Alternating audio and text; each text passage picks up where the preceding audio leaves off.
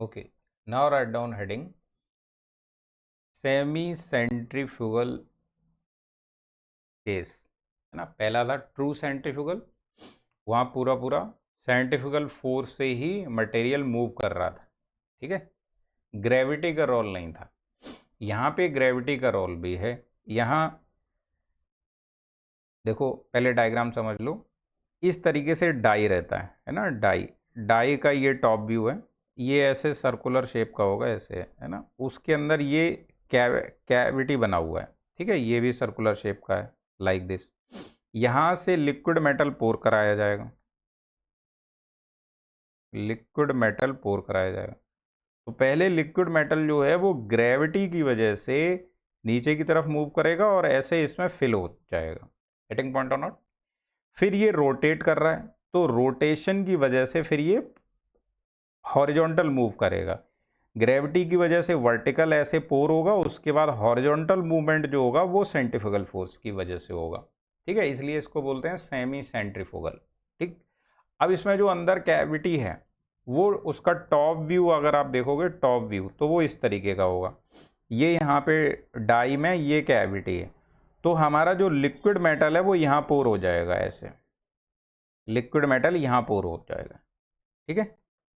फिर यहाँ पर ये सॉलिडिफाई होगा, तो सॉलिडिफाई होगा तो इसका शेप जो होगा बाद में, ये डाई है, ये डाई है, ये डाई है, इसको हटा दो तो इसका शेप ये बन जाएगा। यहाँ हॉलो है और ये अपना पार्ट है, तो इससे जनरली फ्लाई व्हील, पुली, इस तरीके के रोटेटिंग टाइप, रोटेशनल सिमेट्री जिनमें रहती है, वो प्रोडक्ट जो है वो प्रोड्यूस किए जाते हैं। तो ये अपने एप्लीकेशन हो गया, ठीक है। अब इसमें ये जैसे फ्लाई व्हील रहता है, उसका ये रिम हो गया, ये उसके आर्म हो गए, ठीक है, या स्पोक्स हो गए, ये बनाया जाता है। ये आप देख सकते हो कंप्लीटली ये इस पे इस तरीके से ओवरलैप करेगा, ऐसे लाइक दिस, ऐसे। हेडिंग पॉइंट और नोट। तो डाई के अंदर जहां स्पेस है वहां पर ये आपका बन जाएगा प्रोडक्ट। हेडिंग पॉइंट और नोट। और डाई रोटेट कर रहा होगा हाई स्पीड से। तो ये डायग्राम बना दो, फिर नोट करते हैं। यहाँ भी क्या होगा, जो हाई डेंसिटी मॉलिक्यूल होगा वो आउटर रेडियस की तरफ मूव कर जाएगा, और जो लो डेंसिटी मॉलिक्यूल होगा वो यहाँ रह जाएंगे, लो डेंसिटी लिक्विड जो होगा, ठीक है। तो यहाँ भी इम्प्योरिटीज जो होती है वो सेंटर की तरफ रह जाती है, प्योर मेटल जो होता है वो आउटर की तरफ चला जाता है, ठीक है। तो ये भी फास्ट प्रोसेस है, मास प्रोडक्शन के लिए यूज़ कर सकते हो। तो फटाफट से डायग्राम बना दो और फिर नोट करते हैं इसको। बन गया। चलिए पहला पॉइंट नोट करो। Die die will be rotated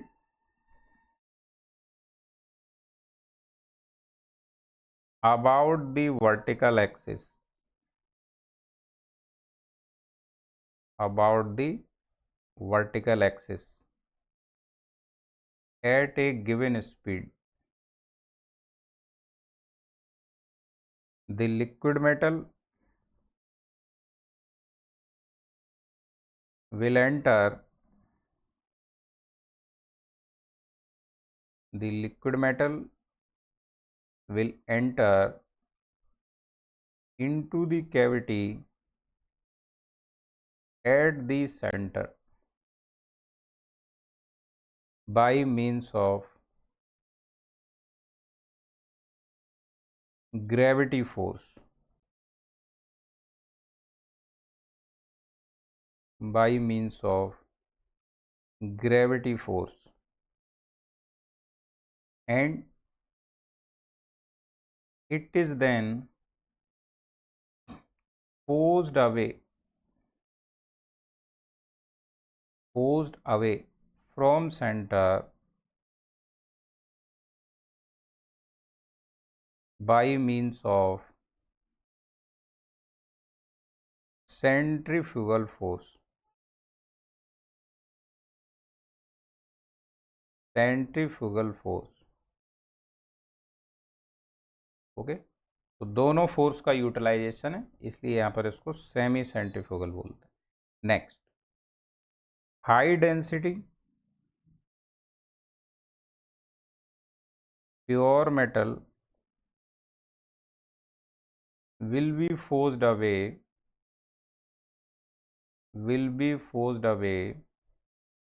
from the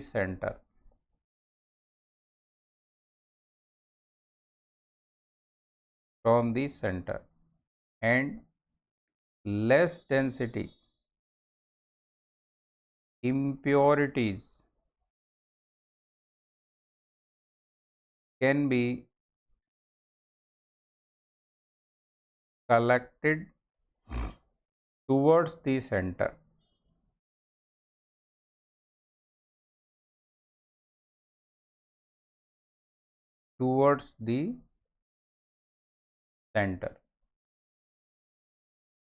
Axis of rotation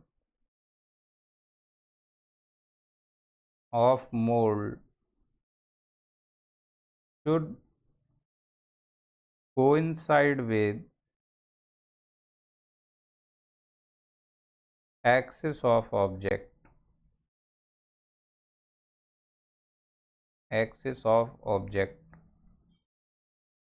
It can be used for mass production.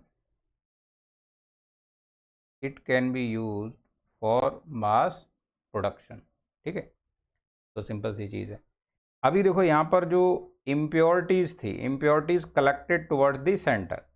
तो जैसे ये हमने फ्लाईव्हील बनाया है ना, इम्प्योरिटीज सारी यहाँ लगभग सेंटर में कलेक्ट हो जाएगी।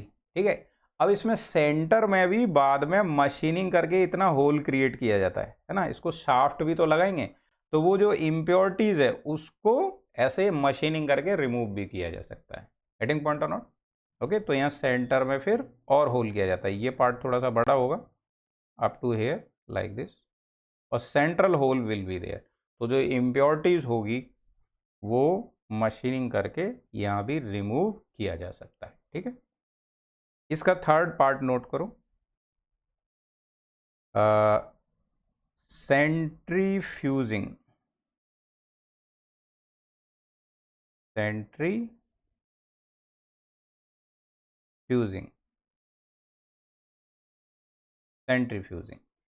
सेंट्रीफ्यूजिंग यूज किया जाता है generally complex and unsymmetrical type products के लिए। ठीक है, तो इसमें डायग्राम बनाएंगे पहले।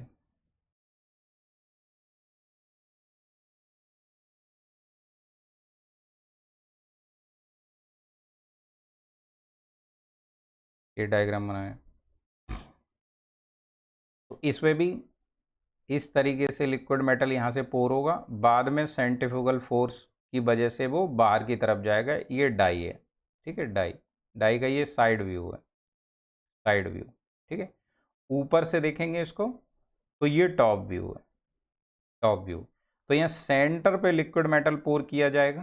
ठीक है, तो यहाँ सेंटर पर डायरेक्टली स्क्रू कनेक्टेड होगा जहाँ से आप इसको मेटल को पोर कराएंगे। ठीक है, बाद में वो ऐसे सेंट्रीफ्यूगल एक्शन की वजह से रेडियली आउटवर्ड जाएगा और इन कैविटीज़ में फिल हो जाएगा,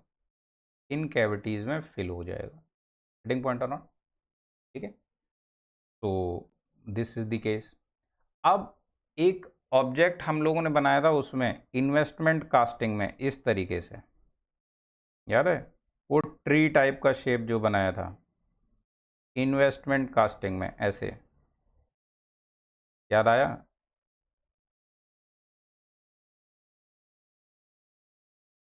ऐसे, ठीक है।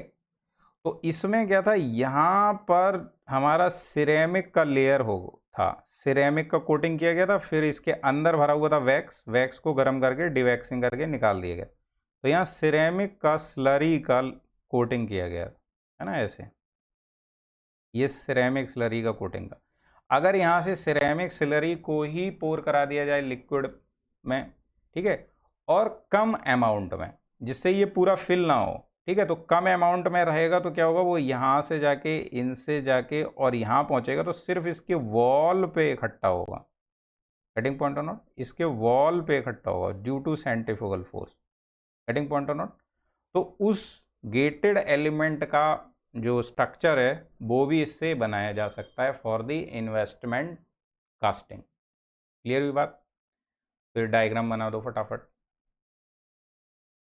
डायग्राम नोट कर दो, then we are going to note down points. बन गया? अभी लिखो। तो इसमें एप्लीकेशन लिखते हैं पहला। तो एप्लीकेशन यहाँ pattern used in investment casting.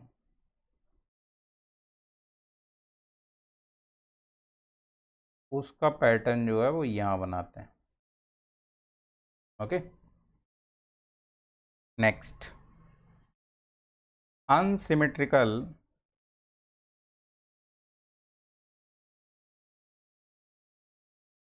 shape of object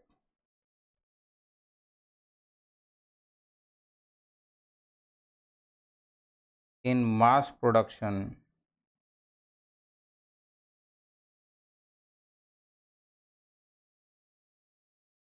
this technique can be used।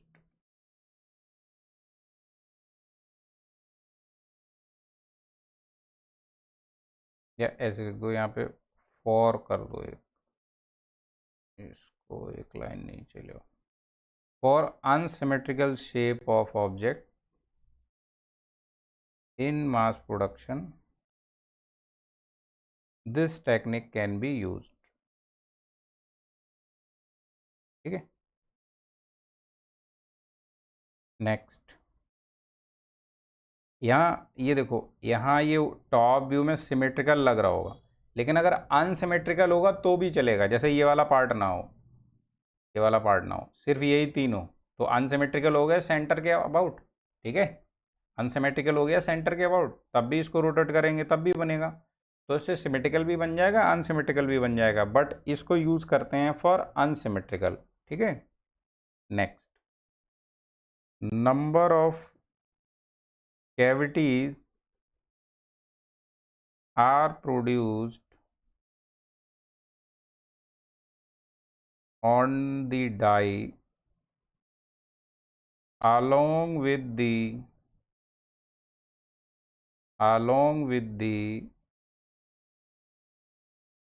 gating element and it will rotated, yeah, it will be rotated at given speed, at given speed। Next, liquid metal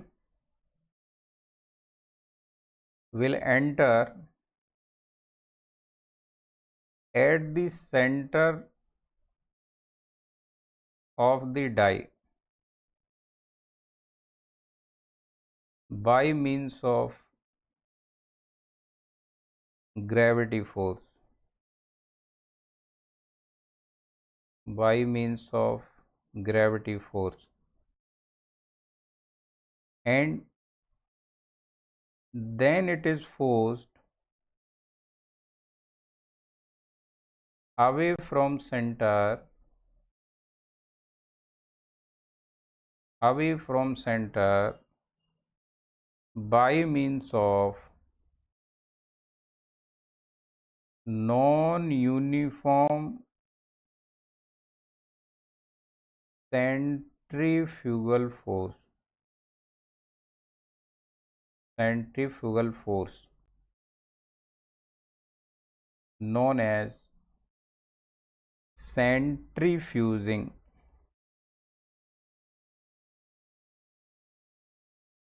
centrifuging, when axis of rotation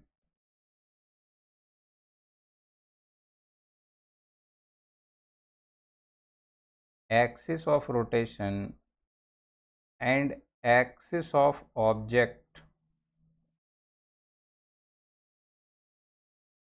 will not be same,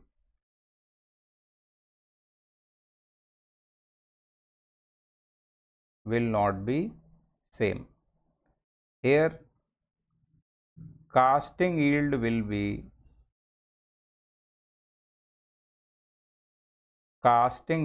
be less।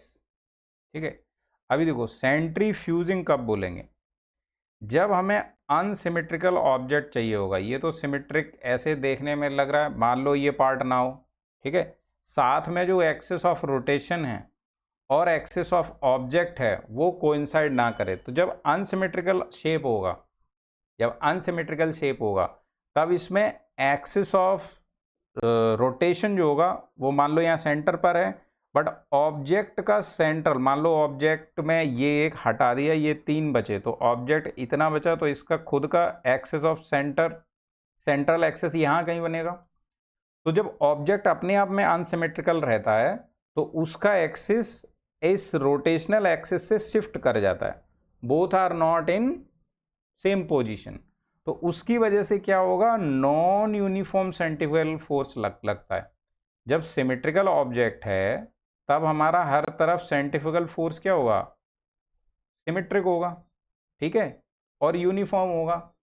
But हमारा shape ही unsymmetrical है, मान लो यहाँ से rotate करा रहे हैं तो यहाँ पर सेंट्रीफ्यूगल फोर्स अलग वैल्यू होगा, बट यहाँ पर सेंट्रीफ्यूगल फोर्स का अलग वैल्यू होगा। So centrifugal force will not be uniform, ठीक है। तो ये भी यहाँ एक इसका कीवर्ड है कि नॉन यूनिफॉर्म सेंट्रीफ्यूगल फोर्स होगा when axis of rotation and axis of object will not B same. तो इस केस में इसको बोला जाता है सेंट्रीफ्यूजिंग, ठीक है। तो सेमी सेंट्रीफ्यूगल और सेंट्रीफ्यूजिंग में यही डिफरेंस है, यहाँ पर एक्सिस ऑफ रोटेशन और एक्सिस ऑफ ऑब्जेक्ट ये दोनों कोइंसाइड करते हैं, क्योंकि यह ऑब्जेक्ट जो होता है वो जनरली सिमेट्रिक होता है। अनसिमेट्रिक के केस में फिर इसको यूज करेंगे। और दी पॉइंट और नॉट। चलिए, तो ये अपना सेंट्रीफ्यूगल के तीनों टाइप हो गए, true centrifugal, centrifuging and the semi centrifugal. Done कर दो इसको।